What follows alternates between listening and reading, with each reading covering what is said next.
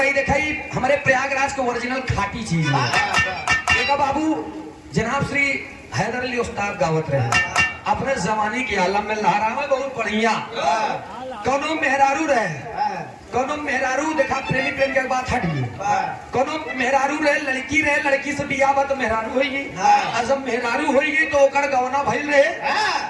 पहल पठौनी गई बेचारी तब जौन ओकर बुढ़ऊ रहे और ज्यादा बुजुर्ग होई न अपन आँखी उखी खुलाई ले भाई कम दिखाई हो सके पतोहिया खाना है की दे हम की पकड़ी। तब उन आँखी उखी खुलाई ले चारपाई बैठा करीब का चश्मा लगाए कालर खान की नहीं। आज जब बैठा मेहरारू दिठवन रहे, दीपावली के दूसरा तीसरा दिन रहा है, पड़ा के एक लाठी के गन्ना लाई के ऊख लाई के हाँ करीबा गन्ना चूहा चली जाते आप चूहा चली जात रही। बाबू देखे कहीं करे ए बहुआ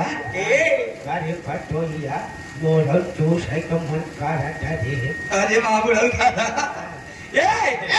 दादा कहते करे पतैया तय अकेले हुल तेरे अब भाई हम के दे तो देवर बउआ तय अकेला जाए की पतोहिया कहे बाबू ये बाबू गनगनाए की पतोहिया ते तो कदे खात का का न रे दे पगली अब अपन तोरे जवानी में जब रहे न बिखोदाई नारा डाक जा रहे। बाबू सुना काहे का चाहता का बुढ़ऊ दादा उनका बुद्धि बताए क्या बताए।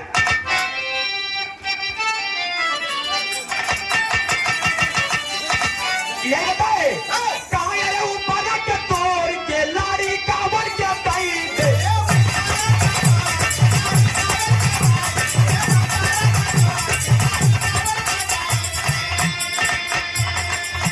अरे ऊपर के तोड़ के लाड़ी कावर के ताई दे सीतावा के लाहुरा दे वाला नीचे के बौरा ए दुलही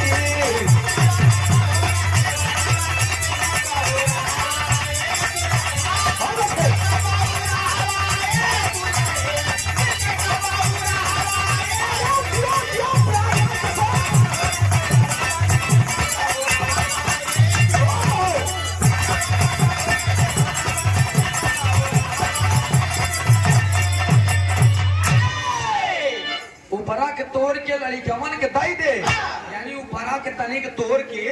लड़कन के दई दे बीचवा के लहुरा देवरवा जो नीचे के कुछ नरम है ओकर काठी पाटी काट के छील छाल के तुई मुट्ठी महू दई दे महू चूस ले